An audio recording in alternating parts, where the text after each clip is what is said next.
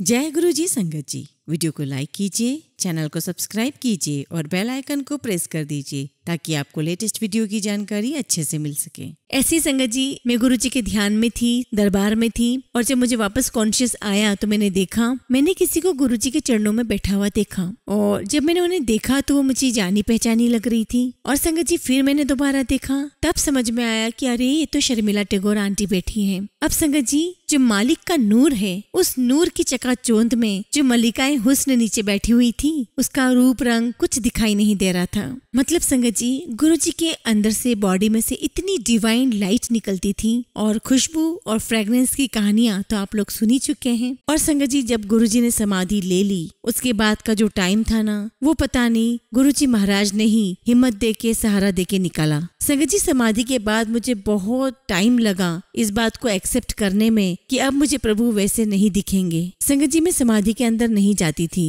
मेरी नाराजगी थी गुरु जी से कि आप हमें छोड़कर क्यों चले गए। संगत जी, तब बहुत कम लोग हुआ करते थे, तो मेरी ये चीज लोगों को नोटिस हुआ करती थी कि समाधि में नहीं जाती है, तो लोग मुझे टोकते भी थे कि आप समाधि में नहीं जाते हो। तो मैंने कहा कि मैं जिस दिन ऐसे लेटूंगी ना, मैं उस दिन के बाद ही समाधि में आऊंगी। एंड बिलीव मी संगत जी, बस मैं बाहर निकलती हूँ और मैं धाड़ मार के सड़क पे मुंह के बल गिर जाती हूँ। और संगत जी, मुझे मैसेज मिल गया। उसके बाद मैंने भी समाधि में मत्था टेकना शुरू कर दिया। और संगत जी, बिलीव मी, समाधि में जाना मेरे लिए बहुत पेनफुल एक्सपीरियंस होता था। जय गुरु जी संगत जी, गुरु जी का अनंतम अनंतम शुक्राना। गुरु जी के श्री चरणों में कोटि कोटि प्रणाम। और गुरु जी की प्यारी प्यारी संगत को जय गुरु जी। गुरु जी, जो कुछ आपने दिया है, जो कुछ आपने नहीं दिया, और जो कुछ देकर ले लिया है, उस हर बात के लिए आपका धन्यवाद, आपका शुक्राना। जो कुछ आपने दिया है वो आपकी कृपा है, जो कुछ आपने नहीं दिया उसमें हमारी भलाई है, और जो कुछ देकर ले लिया है वो हमारा इम्तिहान है। और संगत जी, हम हर इम्तिहान के लिए तैयार हैं,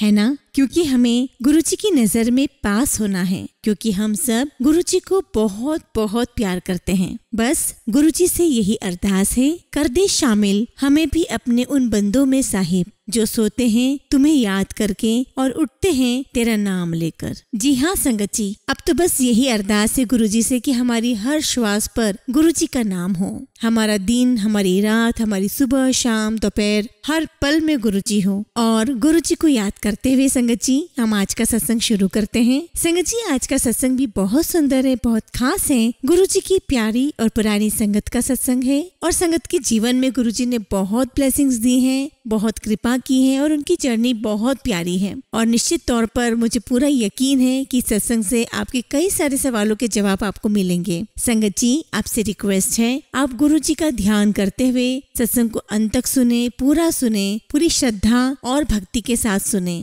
संगत जी, अगर आप भी अपना सत्संग शेयर करना चाहते हैं तो सुंदर लिखावट में हिंदी में ईमेल आईडी और व्हाट्सएप पर शेयर कर सकते हैं, और अगर आप चाहें तो ईमेल आईडी और व्हाट्सएप पे टाइप भी कर सकते हैं। संगत जी, आज हम जिनका सत्संग सुनने जा रहे हैं वो गुरु जी की प्यारी और पुरानी संगत लवलीन कपूर आंटी का है। जय गुरु जी, शुक्राना गुरु जी, सारी संगत को जय गुरु जी। और गुरु जी महाराज का लख लख शुक्राना कि गुरु जी महाराज ने आज मुझे अपनी जर्नी आप सबके साथ शेयर करने का मौका दिया है। संगत जी, जब गुरु जी का बुलावा आया करीब 6-7 साल पहले, गुरु जी मेरी जिंदगी में, अर्थात हमारी जिंदगी में आए, और गुरु जी ने एक रिश्ता करवाया। और संगत जी, मुझे काफी सारे हेल्थ इश्यूज हुए, और संगत जी मेरे साथ बहुत अजीब अजीब सी चीजें होती थी। एक जगह रिपोर्ट करवाती तो पॉजिटिव आता, और वहीं दूसरी जगह रिपोर्ट करवाती तो कुछ भी नहीं आता। और संगत जी, जब हमने बाद में सोचा तो समझ में आया कि ये तो सिर्फ महाराज जी का ही चमत्कार है। संगत जी, मैं अपनी लाइफ में बहुत मुश्किल फेज से गुजर रही थी। मतलब आप ऐसा कह सकते हो कि मैं क्लिफ के एज पर खड़ी हो गई थी, और तब गुरु जी ने अपना हाथ बढ़ाया और मैं गुरु जी के दरबार में पहुंची। संगत जी, मुझे और मेरे हस्बैंड को मेरे इन-लॉज ही गुरु जी के दरबार में लेकर गए थे। संगत जी, गुरु जी के दरबार में जब हम गए तो वहाँ का एक्सपीरियंस बहुत अद्भुत था। हमें ना कुछ सूझता था, ना कुछ समझ में आता था, बस हम लोग स्टंट हो गए थे। या यूँ कहूँ कि गुरु जी अपने रिमोट से सबके दिमाग का कंट्रोल ले लिया करते थे। अब हम लोग दरबार में जाकर बैठे तो हमें ये बता दिया गया था कि दरबार में सबसे पहले चाय प्रसाद आएगा, उसे ग्रहण करना है। अब चाय प्रसाद भी हो गया और लंगर प्रसाद भी हो गया। अब संगत जी, लंगर प्रसाद के बाद हम गुरु जी महाराज के पास आज्ञा लेने के लिए आए। ये कोई प्रेरणा ही थी, मेरे स्वभाव में ये चीज नहीं है, मैं इस तरह की थी नहीं। अब तो बहुत फर्क है। तो संगत जी मैं गुरुजी के पाँव में गिर गई तो गुरुजी ने कुछ सेकंड की बात कहा, जाकर पीछे बैठ जाओ। और संगत जी जब हम उठकर जाने लगे तब सिंगला अंकल ने मुझे कहा तेरी एडमिशन हो गई। तब तो समझ में नहीं आया कि क्या हो रहा है, ये क्या बात हुई। उसके बाद मैं और मेरे हस्बैंड दोबारा गए और इस तरह से हमारा मालिक के पास जाना शुरू हो गया। और वहाँ जाके जब हम बैठते थे तो जैसे मैंने आपको बताया आसपास कौन है कोई फर्क नहीं पड़ता था। एक अलग तरीके का सुकून, शांति और एक कंट्रोल्ड एनवायरनमेंट है और सिर्फ मालिक ही दिखाई देते थे, गुरुजी ही दिखाई देते थे। लेफ्ट में कौन है, राइट में कौन है, ये कुछ पता नहीं चलता था। और बीच में कभी कभी चेतना आती थी तो दिख जाया करता था कि अच्छा गुरुजी के पास ये मिनिस्टर बैठा है या वो संगत बैठी है। ऐसी संगत जी मैं गुरुजी के ध्यान में थी, दरबार में थी। और जब मुझे वापस कॉन्शियस आया तो मैंने किसी को गुरुजी के चरणों में बैठा हुआ देखा। और जब मैंने उन्हें देखा तो वो मुझे जानी पहचानी लग रही थी। और संगत जी फिर मैंने दोबारा देखा, तब समझ में आया कि अरे ये तो शर्मिला टैगोर आंटी बैठी हैं। अब संगत जी जो मालिक का नूर है, उस नूर की चकाचौंध में जो मल्लिकाएं हुस्न नीचे बैठी हुई थी, उसका रूप रंग कुछ दिखाई नहीं दे रहा था।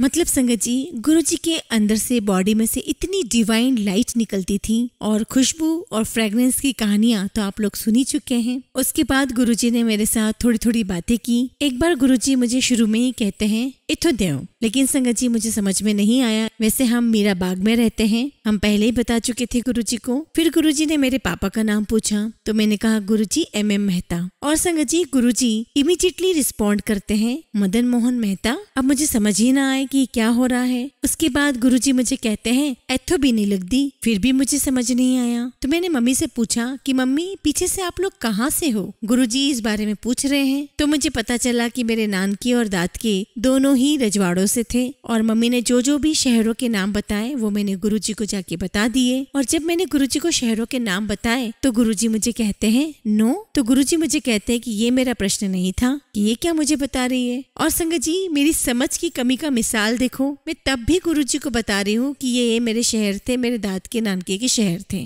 फिर एक बार गुरुजी ने मुझे मेरी फैमिली के बारे में पूछा तो मैंने अपनी बहनों के नाम बताए। और मेरी बीच वाली सिस्टर का नाम लेकर गुरुजी ने उस नाम को दोहराया और कहा कि मैं उसे जानता हूँ। अब संगत जी मालिक का बस इतना सा कहना, सिर्फ उसका नाम लेना, और आज वो एक इतनी बड़ी कंपनी में एग्जीक्यूटिव डायरेक्टर है। और आज 17-18 साल से दिल्ली में कोई ऐसा बंदा नहीं होगा जो उस कंपनी का नाम नहीं जानता। कहने का मतलब है संगत जी इतनी मेहर गुरुजी ने कुछ ही क्षणों में उस पर कर दी। एक दिन गुरुजी ने मुझे अपने पास बुलाया और मेरे हाथ में एक सीडी रख दी। और जब हमने घर जाके वो सीडी देखी तो मैं उस सत्संग में नहीं गई हुई थी। उस सीडी में गुरुजी के रूप का वर्णन था और सत्संग था। और संगत जी जब हम लोग गुरुजी की संगत में बैठते थे तो कुछ देर के बाद गुरुजी अपने कमरे में चले जाया करते थे और फिर थोड़ी देर बाद बाहर आते थे। और जब एक दिन वो अपने कमरे से बाहर आए तो गुरुजी ने अपना चोला नहीं बदला था। तो जनरली गुरुजी पैंट, टी शर्ट और शर्ट में आ जाया करते थे। और जब गुरुजी दरबार में आते हैं तो सब खड़े हो जाते हैं, हम भी खड़े हो गए। और जनरली गुरुजी से इस प्रकार से नजरें नहीं मिलाते थे तो हम सर झुका करके खड़े हो गए। उस समय गुरुजी किसी से बात कर रहे थे। और फिर संगत जी थोड़ी देर बाद गुरुजी मुझे देख करके कहते हैं सीर खान वाली आंटी। और थोड़ी देर बाद कहते हैं गुरुजी सबको कि चलो वडे मंदिर चलो। अब मैं और मेरे हस्बैंड गुरुजी के पीछे पीछे। अब संगत जी ये भी विडम्बना थी उस दिन कि वैसे तो गुरुजी की गाड़ी बाहर खड़ी होती थी और गुरुजी के पास उस दिन ऐसा कोई रीजन नहीं था कि वो एम्पायर स्टेट के मंदिर से निकले और मेन रोड तक पैदल तक जाएं। तो संगत जी उस दिन गुरुजी हमारे साथ पैदल बाहर तक चलकर गए। और मैं ये समझती हूँ कि पता नहीं कौन सी जर्नी गुरुजी उस दिन पूरी करवा रहे थे। और फिर गुरुजी ने हमसे बात की। उस दिन गुरुजी ने मुझसे फिर कहा सिर खान वाली आंटी। इतने में मेरे हस्बैंड कहते हैं कि गुरुजी ये तो बात ही नहीं करती है, बहुत कम बोलती है। और संगत जी मैं थोड़ी पीछे थी। और संगत जी गुरुजी पीछे मुड़कर देखते हैं और मुझसे कहते हैं कि बोल तुझे फिर क्या कहना है। अब संगत जी मेरी जिंदगी का उस समय बहुत डरावना फेस चल रहा था। मतलब बहुत मुश्किल है ये बताना कि मेरे आसपास क्या हो रहा था। मैंने सिर्फ गुरुजी से इतना ही कहा कि गुरुजी मेरी जून कब कटेगी। तो गुरुजी ने मुझे जवाब दिया कि तू गुरुआ कॉल आ गई है, तेरी जून भी कट जाएगी। और संगत जी इसके बाद मैंने एक सवाल और पूछा गुरुजी से, पर मुझे ये समझ में नहीं आया कि ये सवाल मेरे दिमाग में आया कैसे। मैंने गुरुजी से कहा गुरुजी आप मुझे छोड़कर तो नहीं चले जाओगे। और इस चीज का गुरुजी ने मुझे जवाब नहीं दिया। और वैसे संगत जी मुझे ना तो सवाल याद रहते हैं और ना ही उसके जवाब याद रहते हैं, पर थोड़े सालों के बाद वो चीज याद आई। ऐसे संगत जी एक दिन हम लोग बैठे हुए थे, मेरे हस्बैंड ने गुरुजी को मत्था टेका और संगत जी उन दिनों मेरे हस्बैंड बहुत अंगूठियां पहना करते थे। अब संगत जी मेरे हस्बैंड मुंदरियां यानी कि अंगूठी इतनी पहना करते थे, लाल रंग की, हरे रंग की, एक मुंदरी में 3-3 नग भी थे। और संगत जी गुरुजी ने जब देखा तो बहुत जोर से, बहुत सारी संगत बैठी हुई थी और गुरुजी ने बहुत जोर से डांट करके कहा कि ये क्या पाखंड लगा रखा है। अब मेरे हस्बैंड परेश बोल ही नहीं सकते थे और फिर गुरुजी ने उन्हें डांटते हुए कहा निकाल दे सबको। और मेरे हस्बैंड ने गुरुजी की आज्ञा मानते हुए सारी अंगूठियां निकाल दी और फिर कभी नहीं पहनी। ऐसे एक दिन संगत जी हम लोग दरबार में बैठे हुए थे और बहुत कम लोग थे। अब संगत जी मेरे हस्बैंड परेश को लगा कि मौका है, मैं बात कर लेता हूँ। तो मेरे हस्बैंड ने कहा गुरुजी से कि गुरुजी मुझे बहुत फाइनेंशियल प्रॉब्लम है। तो गुरुजी कहते हैं सानू भी बड़ी फाइनेंशियल प्रॉब्लम है। अब मुझे नहीं पता संगत जी कि गुरुजी ने मेरी बात टाली या फिर हमारी प्रॉब्लम को ही टाल दिया। एक बार की बात है संगत जी कि मेरे हस्बैंड परेश गुरुजी के चरणों की तरफ आगे की ओर बैठे हुए थे। तो गुरुजी ने इन्हें बुलाया अपने पास और इनके हाथों में गुरुजी ने बहुत छोटे छोटे उनके स्वरूप दिए और गुरुजी ने तो बस एक हाथ से उठाया था और हमारी झोली में डाला तो जमीन पे बिखरते चले जा रहे थे। अब पता नहीं गुरुजी क्या क्या हमारी झोली में ब्लेसिंग्स डालते गए, पता नहीं क्या क्या था जो उस दिन गुरुजी ने मेरे हस्बैंड परेश को दिया। एक बार की बात है गुरुजी हमें बुला करके कहते हैं कि सुबह 5 बजे यहाँ आना, 5 o'clock। हमने कहा अच्छा जी गुरुजी। संगत जी मेरे अंदर इतना हौसला नहीं होता था कि मैं गुरुजी से जाकर बातें करूं। हाँ, अगर गुरुजी कुछ पूछ लेते थे तो मैं सिर्फ जवाब दे दिया करती थी। और संगत जी कई बार दरबार में बैठे हुए मैं ये सोचा करती थी कि ना तो मेरी हैसियत है ना मेरी हस्ती है, मालिक मैं यहाँ तक आकर बैठ कैसे गई, मैं इन लोगों के बीच में बैठ पा रही हूँ। मैं अपने आप को बहुत ब्लेस फील करने लगी। संगत जी पहले तो गुरुजी का औरा और फिर उस जगह का औरा। और संगत जी यह शब्द हम शब्द में भी सुनते हैं, उचिया माड़िया ते पुत्र मंगे। और संगत जी मैं भी यही सब बैठ करके मांगा करती थी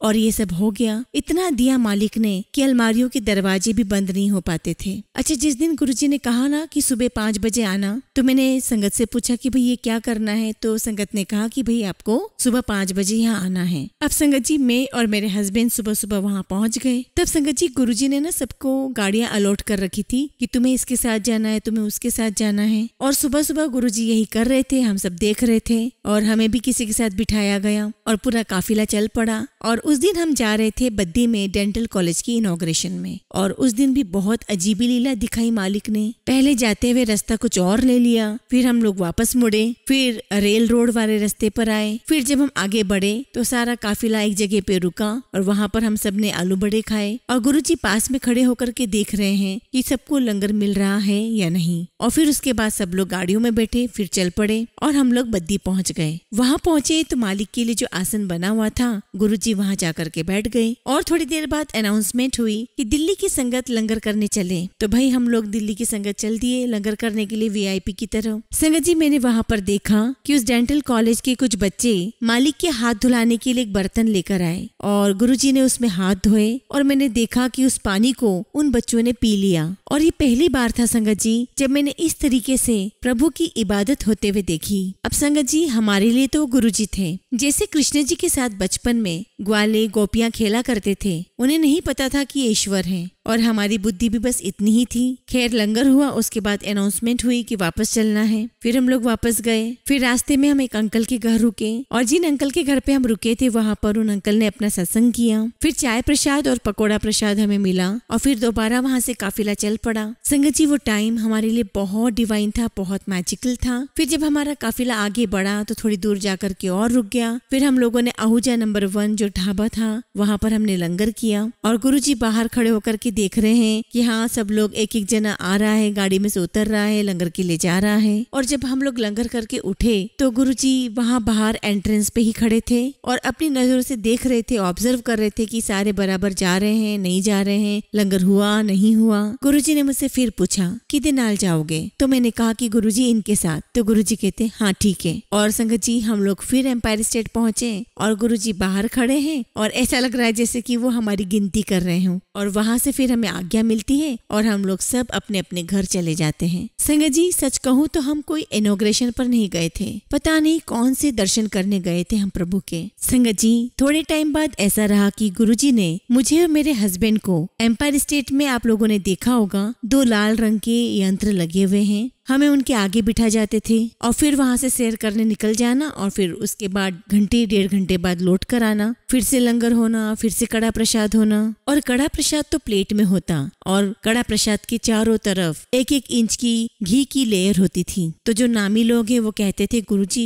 फैट हो जाएगा, फैट हो जाएगा। तो गुरुजी कहते नहीं, कुछ नहीं होता, खा लो। एक दिन संगत जी गुरुजी ने मुझे बुलाया और कुछ बातें की और फिर मुझसे कहा कि तेनू पता है एडिडास का की मतलब है। अब संगत जी मुझे ये तो पता था कि एडिडास के जूते आते हैं। अब संगत जी इतनी पुरानी बात है, तब मुझे एडिडास के स्पोर्ट्स वियर की नॉलेज नहीं थी। तो मैंने कहा कि गुरुजी नहीं पता मुझे इसका मतलब। तो गुरुजी कहते हैं all day I dream about sports. मैंने कहा अच्छा जी गुरुजी। और मुझे अभी भी समझ में नहीं आया कि गुरुजी ने मुझसे ये बात क्यों की। इस बात से आगे कोई बात मुझसे मिलती थी और ना ही इस बात से पीछे कोई बात मुझसे मिलती थी, मगर ये बात धीरे धीरे मुझे समझ में आने लगी। मेरा जो बड़ा बेटा है संगत जी, वो एक स्पोर्ट्स पर्सन रहा है और मेरे बेटे का मन स्पोर्ट्स में बहुत लगता था, लेकिन मुझे बिल्कुल पसंद नहीं था। और संगत जी मुझे ये सारी चीजों से बड़ी तकलीफ होती थी। मैं एक एकेडमिक पर्सन हूँ और मेरा मानना था कि उसे पढ़ाई लिखाई करनी चाहिए और मेरी सोच थी कि इन स्पोर्ट्स में और इन सारी चीजों में क्या रखा है। एक दिन की बात है संगत जी, हम लोग लंगर करने बैठे हुए थे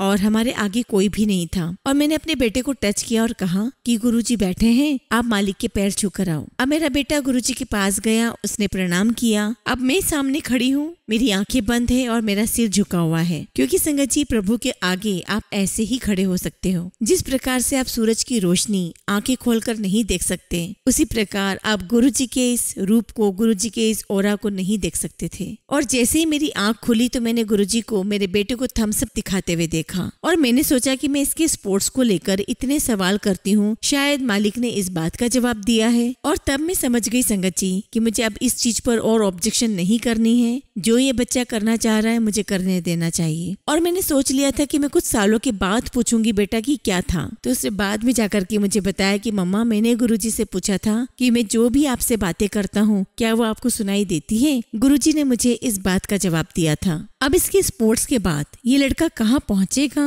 वो अभी मैं आपको बताऊंगी। और मुझे तब एडिडास वाली बात समझ में आई और मुझे तब समझ में आया कि गुरुजी मुझे क्या समझाने की कोशिश कर रहे थे कि तू इतना दखल मत दे। अब संगत जी ये बच्चा 2-3 इंडियन टूर्नामेंट्स में सिलेक्ट हो जाता है और हम बड़े खुश। अब संगत जी दरबार में लंगर करने के बाद मैं सिंगला अंकल से पूछती हूँ कि अंकल मैं गुरुजी को बता दूं। तो सिंगला अंकल मेरी तरफ देखते हैं और कहते हैं कि जा बता। अंदर आते हैं, गुरुजी बिठा देते हैं और तभी गुरुजी किसी को खड़ा करते हैं और कहते हैं कि तू अपना सत्संग सुना। अब जो अंकल सत्संग कर रहे थे वो एक एपिसोड बताते और कहते कि गुरुजी को तो पहले ही सब पता था। दूसरा एपिसोड कहते, फिर कहते कि गुरुजी को तो पहले ही सब पता था। मतलब संगत जी हर बात में उनकी यही लाइन आती थी कि गुरुजी को तो पहले ही पता ही था, वो तो करने वाले हैं, वो तो जानी जान है। और गुरुजी मेरी तरफ देख रहे हैं और हंसे जा रहे हैं। और मुझे समझ में आ गया कि नहीं, मुझे कुछ भी कहने की जरूरत नहीं है। मैं जिनको बताने आई थी करवाया ही इन्होंने है। और तब जाकर मुझे थोड़ी सी जागरूकता आई कि मैं किसकी प्रेजेंस में हूँ। एक बार की बात है संगत जी कि मेरे हस्बैंड ने किसी की बैंक गारंटी दी थी और वो बंदा भाग गया। अब संगत जी बैंक वाले हमारे पीछे पड़ गए और इधर मेरे अंकल ने ये बात मुझसे शेयर नहीं की थी। हालत ये हो गई थी संगत जी कि मेरे हस्बैंड भटकते रहते थे, ऑफिस नहीं जाते थे और उस बंदे को ढूंढते रहते थे। अब संगत जी जब मेरी मदर इन लो को ये बात पता चली तब हमें ये भी पता चला कि वो बंदा गुड़गांव में है। तो हमने सोचा कि चलो गुड़गांव जाकर के ढूंढते हैं। अब सोचिए संगत जी एक बंदा गुड़गांव में है जिसे हमें ढूंढना है। अब ये आप करोगे कैसे। अब संगत जी हम पहुंचते हैं। थोड़ी देर सड़कों के बीच में चलते चलते एक सरदार जी प्रॉपर्टी डीलर जिनकी पुरानी सी थकेली सी दुकान है, तो हमें कहते हैं कि अच्छा ऐसा काम करने वाला बंदा था, उसका ये कारोबार था, तो आप वहाँ जाकर के देखो, ऐसे कुछ लोग वहाँ नए आए हैं। और हम वहाँ जाते हैं और हमें वो बंदा मिल जाता है। हम वहाँ जाकर के उसकी फोटो वगैरह खींचते हैं और संगत जी हम उसकी फोटो खींचते हैं और आते हैं। तब तक हमारा संगत में जाने का टाइम हो जाता है। हम एम्पायर स्टेट पहुँचते हैं और एम्पायर स्टेट में हम जाकर के गुरुजी के आगे मत्था टेकते हैं और गुरुजी वही अपनी यूजुअल तरीके से हमें देखकर मुस्कुरा रहे हैं। अब आप ये बताओ संगत जी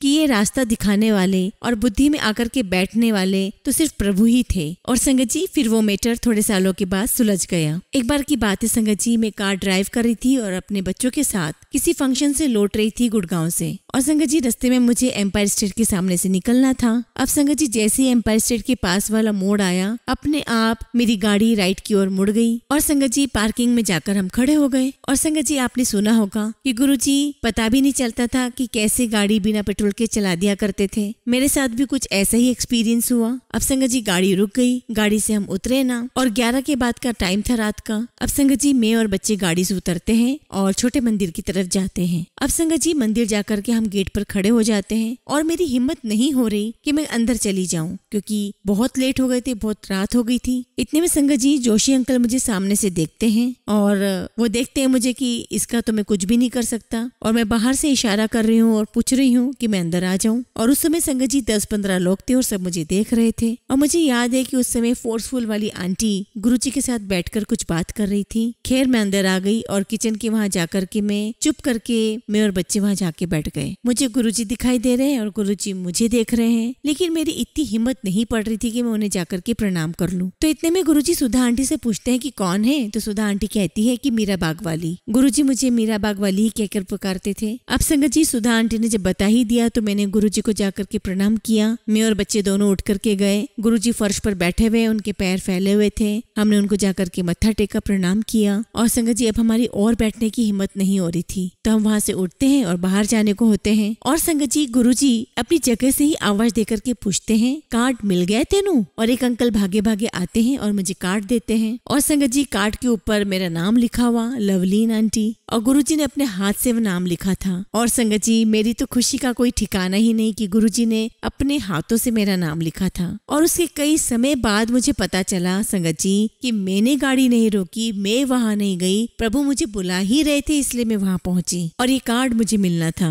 और मुझे इस बात से कोई मतलब नहीं था संगत जी की कार्ड के अंदर क्या है। मैं तो इस बात से बहुत खुश थी कि गुरुजी ने मेरा नाम अपने हाथों से लिखा है, और ये सोचकर, ये देखकर मैं बहुत बहुत खुश थी। खैर हम घर आ जाते हैं और मेरे हस्बैंड कार्ड खोलकर देखते हैं कि हमें एक सेरेमनी में जाना है, और हम वहाँ जाते हैं। और संगत जी हम मूर्खों की तरह लेट पहुँचते हैं। शर्मा अंकल के बेटे की शादी थी। और संगत जी जब हम वहाँ जाते हैं तब तक गुरुजी वहाँ से उठकर जा रहे होते हैं। और संगत जी जब हम वहाँ पहुँचे और गुरुजी उठे ही थे, हमें देख करके गुरुजी के फेस पर इतनी बड़ी स्माइल, जिसे देखकर हम बहुत खुश हो गए। और उस दिन संगत जी गुरुजी ने मुझे अपना विराट रूप दिखाया। उस दिन गुरुजी मुझे आसमान तक नजर आ रहे थे। और संगत जी हम वहाँ खड़े के खड़े सुन होकर गुरुजी को देख रहे हैं, और मैं वो नजारा नहीं भूल सकती। उस दिन गुरुजी ने पिंक कलर का चोला पहना हुआ था। उसके बाद हम वहाँ से फंक्शन से वापस आ जाते हैं, और उसके बाद गुरुजी ने हमें 1-2 फंक्शन में और भेजा, एक आधी एग्जीबिशन में भेजा। अब संगत जी मेरा रूटीन ऐसा था कि मेरे लिए बहुत कन्वीनियंट नहीं होता था कि कोई भी फंक्शन में अटेंड करने जाऊं। और संगत जी उसके बाद मैंने गुरुजी से अरदास की कि गुरुजी मेरा आपके पास आने तक का ही सिस्टम रखिए। थोड़े दिन बाद क्या होने लगा संगत जी की जब हम दरबार में जाते थे और गुरुजी कंसोल पे बैठे होते थे और टेढ़ी गर्दन करके ऐसे देखते थे कि आ गई। और संगत जी मेरे लिए वो जो लुक मेरे लिए थी ना संगत जी, बाय गॉड संगत जी मैं उस लुक को भूल ही नहीं सकती। एक दिन संगत जी गुरुजी कहते हैं कि ये 2.5 घंटे लगा करके मेरे पास आती है। और संगत जी मैं कैलकुलेट करती हूँ कि मुझे 2.5 घंटे लगते हैं आने में। मैं पहले अपने हस्बैंड के ऑफिस पहुंचा करती थी, फिर वो अपना काम वाइंड अप करते थे, फिर वहां से चलकर फिर हम मालिक के पास पहुंचा करते थे। और फिर इसीलिए मैंने सोचा कि हाँ 2.5 घंटे तो लग जाते होंगे। अगर इनको ये पता है तो क्या मालिक को वो भी पता है कि मैं और क्या क्या करती हूँ। और ये सवाल जवाब मैं अपने मन में कर रही हूँ, और बेसिकली मैं अपनी कम बुद्धि का प्रदर्शन कर रही थी। और फिर ना संगत जी मैं थोड़ी कॉन्शियस हो गई कि गुरुजी सब कुछ देख रहे होते हैं। और संगत जी कई बार जब संगत खत्म हो जाती थी तो गुरुजी मुझे मिठाई के डिब्बे दिया करते थे, सेब दिया करते थे, और कहते थे कि अपने घर परिवार में अपने रिश्तेदारों को, दोस्तों को बांट देना। सो उसके पीछे भी वजह रही, क्या पता मेरी तरह उनके क्या क्या भाव थे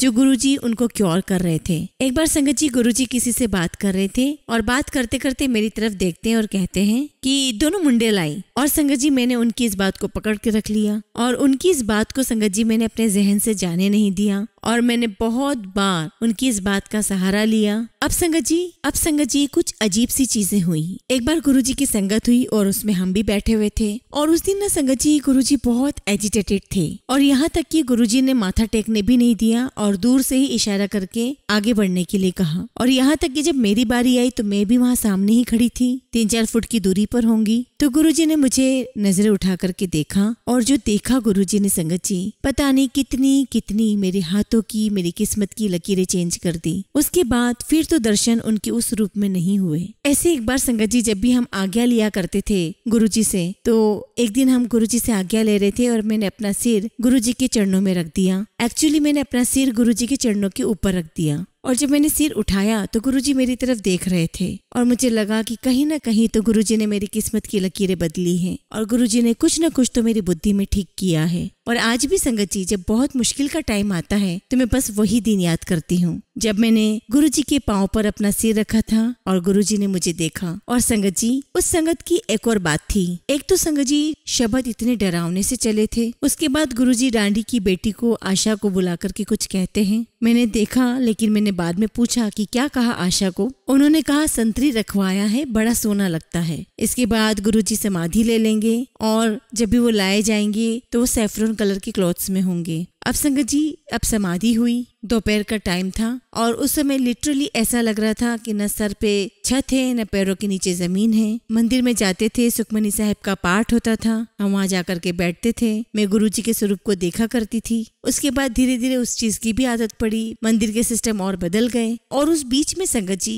मेरे कुछ बड़े ही अच्छे एक्सपीरियंसेस रहे। मंदिर की कोई जगह नहीं, कोई कोना ऐसा नहीं जहाँ की मैंने सेवा न की हो। दरबार में झाड़ू लगाना, किचन में चाय का मसाला तैयार करना, लंगर सर्व करना, सीढ़ियों की सेवा, मतलब संगत जी गुरुजी ने मुझे हर जगह पर मौका दिया। गुरुजी ने बोलना शुरू कर दिया था कि नई संगत लाओ, नई संगत लाओ। संगत जी टाइम बड़ा फर्क था। देखो आज तो दुनिया पूरी उतरी हुई है गुरुजी के मंदिर जाने के लिए, और तब हम किसी को कहते भी थे ना संगत जी, तब लोग सोचा करते थे कि ये किन चक्रों में पड़े हुए हैं। और कई लोग तो पूछा भी करते थे कि तुम लोग को समझ में नहीं आता, तुम बार बार जाते रहते हो। और संगत जी मेरे लिए तो कुछ ऐसा था कि कोई डूब रहा है और थोड़ी देर के लिए जब वो सांस लेने के लिए ऊपर आता है, ठीक मेरे लिए तो वहाँ जाना ऐसा ही था। पहले तो संगत जी में सारे दिन जाया करती थी और फिर धीरे धीरे करके मेरा दिन संडे हो गया और मालिक की तरफ से मुझे टोटल परमिशन थी कि तेरी जितनी मर्जी हो उतनी बार आ जा। और संगत जी ये छोटे छोटे हमारे एक्सपीरियंसेस रहे। और संगत जी जब गुरुजी ने समाधि ले ली उसके बाद का जो टाइम था ना,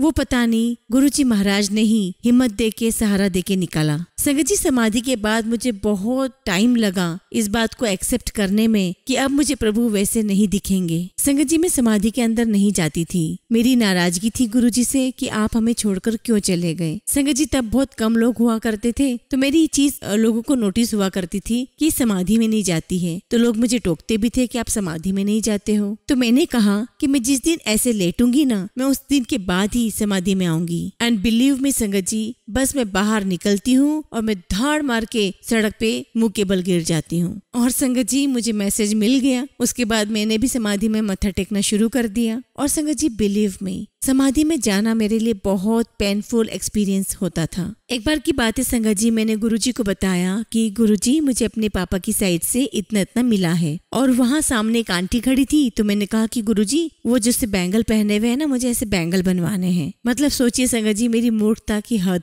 और गुरुजी कहते कि नहीं तू मत बना, और मेरे हस्बैंड की तरफ देख करके कहते हैं कि वो बनवाएगा। तो मैंने कहा कि गुरुजी अभी तक तो बनवाए नहीं। खैर जो गुरुजी ने कहा मैंने वही किया और उसके बाद तो इन्होंने मेरी बहुत सारे बैंगल्स बनवा दिए। और जो पैसा मुझे मेरे फादर से मिला था उसको हमने इन्वेस्ट किया। और संगत जी जब हम वो उस पैसे को इन्वेस्ट करने के लिए गए तो हमें प्रॉपर्टी लेनी थी। और संगत जी हम लोग बड़े कंफ्यूज थे कि ये लेना है कि वो लेना है। तो हमने गुरुजी को फोन किया, हालांकि उस वक्त गुरुजी फोन पर नहीं आ पाए। और फिर संगत जी जब हम लोग संगत में आए तो गुरुजी मुझसे पूछते हैं की चक्कर है त्वाड़ा। तो मैंने कहा कि गुरुजी ऐसी ऐसी बात है, पर हम लोगों ने दोनों ही प्रॉपर्टी ले ली। तो गुरुजी कहते हैं शाबाश। देखो संगत जी हम लोग ये बातें करते थे, मांगनी तो जन्नत थी और हम ये बातें करके आया करते थे। और संगत जी थोड़े टाइम के बाद एक प्रॉपर्टी ने मुझे बहुत अच्छा रिटर्न दिया। जब थोड़ी सी जरूरत आई तो हमने उसको बेच दिया और सारा पैसा बैग में डालकर मैं गुरुजी के पास ले गई। खैर वो कबूल तो नहीं हुआ और मैं वो पैसा लेकर वापस आ गई। मुझे कुछ चीजें पसंद आई, मैंने वो खरीद ली। मुझे घड़ियों का शौक था, मैंने वो पसंद कर लिया। लेकिन नियम वही था, मैं जो कुछ भी नया खरीदती उसे हमेशा मालिक के पास, गुरुजी के पास ले जाया करती थी। और जब उसके बाद गुरुजी ने समाधि ले ली तब तब मुझे यही लगता था कि अब कहाँ मिलेंगे मुझे गुरुजी। और फिर संगत जी लाइनें लगने लगी, और जब लाइनें लगती थी तो मैं यही मन में बोलती थी गुरुजी से कि गुरुजी इन लाइनों में आप मुझे देख भी पाओगे कि मैं कहाँ लगी हूँ। और बस तभी संगत जी पता नहीं कोई आता, कोई संगत आती, मुझे लाइन से बाहर निकालती और मुझे आगे तक दरबार में ले जाती। और संगत जी मैं कुछ लोगों का सुनती हूँ कि गुरुजी ने उनकी झोली में सारी चीजें डालकर दे दी, पर भाई मेरे साथ तो ऐसा नहीं होता था। संगत जी मुझे तो बहुत रगड़े मारने पड़ते थे, और इवन अभी भी रगड़े मारने पड़ते हैं। पर हाँ संगत जी एक चीज होती है, मैं किसी चीज पर अड़ जाती हूँ। और आपको मैंने बताया था कि प्रभु मुझे कहते थे कि सिर खान वाली आंटी, मेरे दिमाग में ही गुरुजी कुछ कुछ करते थे और मेरी थिंकिंग इस तरह से चेंज हो जाती थी कि मैं वो चीज फिर एक्सेप्ट कर लेती थी। ऐसे कई एग्जाम्पल्स है संगत जी। संगत जी थोड़ा टाइम जरूर लगता है, लेकिन गुरुजी कैसे न कैसे मेरे दिमाग को सही ट्रैक पर ले ही आते हैं। संगत जी वैसे तो छोटी छोटी चीजें हैं, लेकिन मैं इन बातों को पकड़ के रखती हूँ। मेरे बड़े बेटे की शादी की बात चल रही थी, और जिस बच्ची से रिश्ते की बात चल रही थी तो हम उनकी जन्मपत्री लेकर के पंडित जी के पास गए। अब पंडित जी से पूछने गए तो पंडित जी बड़ी अजीब सी चीज कहते हैं। पंडित जी कहते हैं कि फलाने दिन का लगन है और कोई लगन है ही नहीं,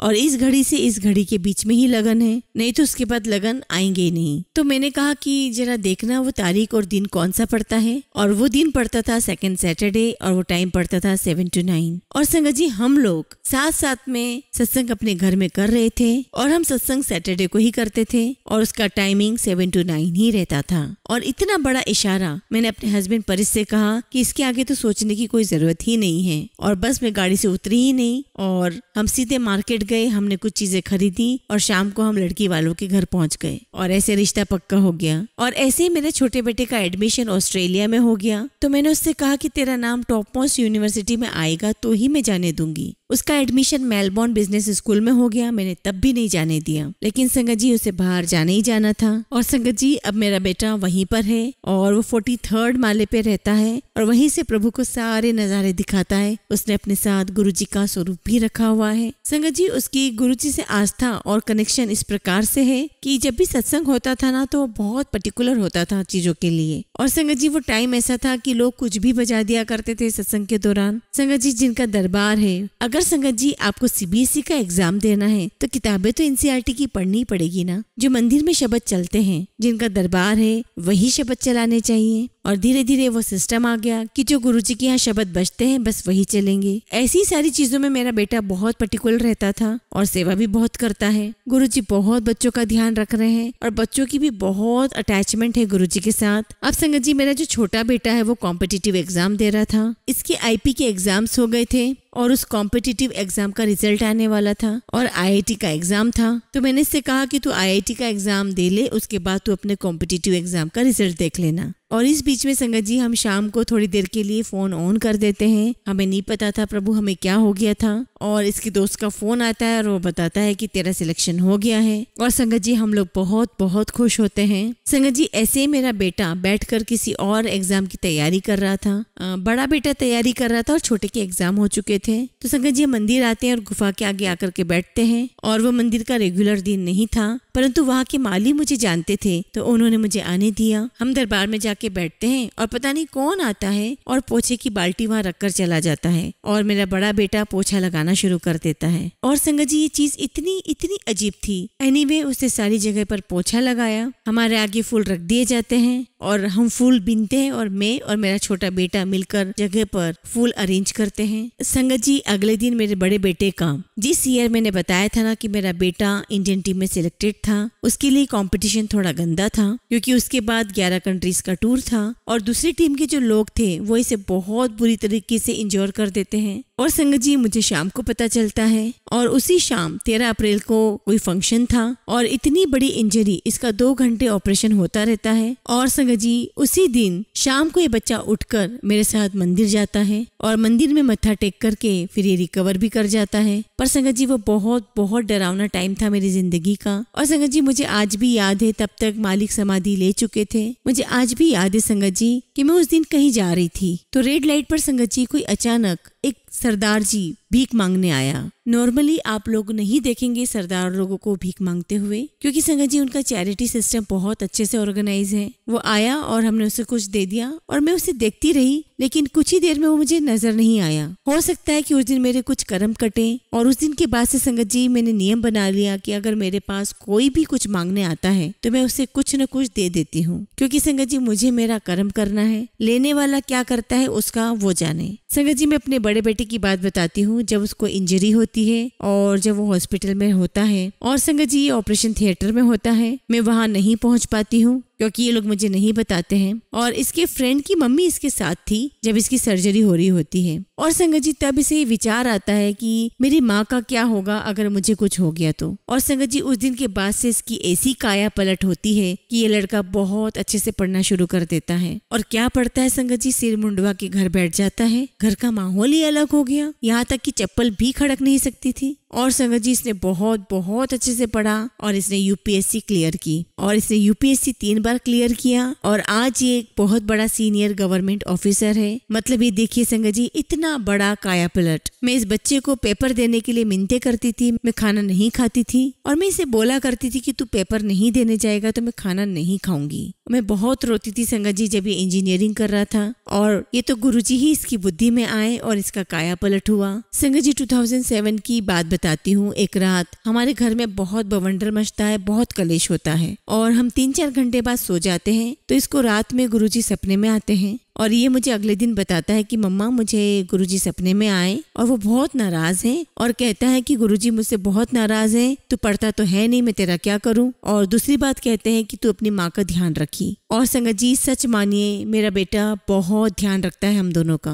और फिर संगत जी इसका इस प्रकार से गुरुजी के आशीर्वाद से यूपीएससी क्लियर होता है और गुरुजी IRS को कहते थे इंडियन रगड़ा सर्विस। और संगत जी ये बात बहुत सच है और इस सर्विस में सच में बड़े रगड़े हैं। मतलब संगत जी गुरुजी की कही हुई बात कब आपके जीवन में कब आपके सामने आकर के खड़ी हो जाती है ये तो आपको तभी पता चलता है। और संगत जी गुरुजी अपनी संगत पर बहुत खुश होते हैं और गुरुजी को अपनी संगत का साथ बहुत पसंद है। इसलिए आप सभी से रिक्वेस्ट है गुरुजी से बहुत प्यार करें, बहुत विश्वास रखें, पूरी श्रद्धा रखें और निश्चित तौर पे गुरुजी आपके जीवन में बहुत जल्दी बदलाव लाएंगे, जैसे मेरे बेटे की जीवन में काया पलट की है। इसी के साथ मैं अपने सत्संग को यही विराम देती हूँ। जय गुरुजी, शुक्राना गुरुजी।